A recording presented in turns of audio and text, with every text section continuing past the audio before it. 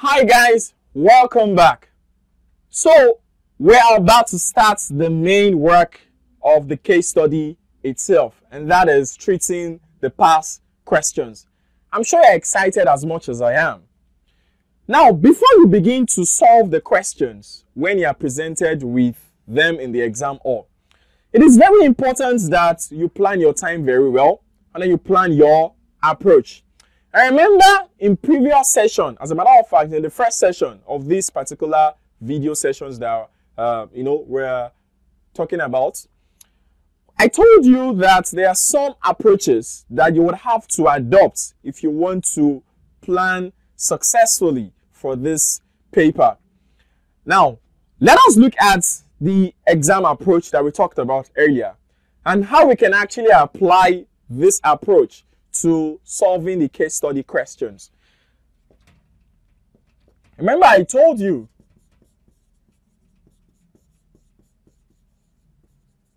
that the first thing that you should do is to read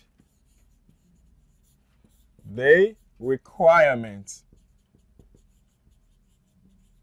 first, noting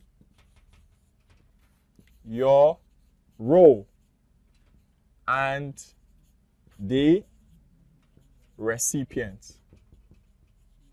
So read the requirement first, identifying who you are in the case study, and of course identifying the addressee of the report. Then the second thing that you're supposed to do is to read the case study. Read the entire case study.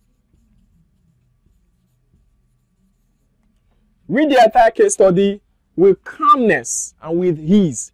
Now, please, ladies and gentlemen, this is not a storybook. This is a case study scenario-based exam. So therefore, every information that has been provided by the examiner is assumed to be highly relevant to the solutions that you're going to produce. Always ensure that as you're reading the case study, you make meaning out of the information that has been provided. So do not read the case study swiftly. Read the case study with calmness, with ease. Try as much as possible to understand what the examiner has provided. Please, it is very, very important. And calm down, okay? Don't be in a hurry. So the third approach,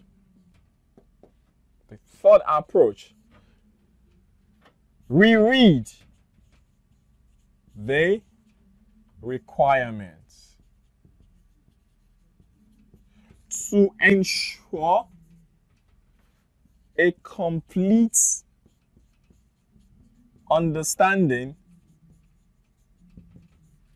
of what you are being asked to do and break the task into different components. Okay, so the first thing that you're supposed to do is to read the requirement first, noting your role and the role of the recipient. The second one is to read the entire case study. And the third thing is to reread the requirements to ensure that you have a complete understanding of what the examiner wants you to do. And then, of course, identifying the task. And we're going to apply this, exam approach later on in coming sessions.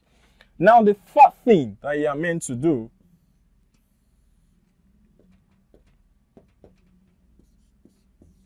is to reread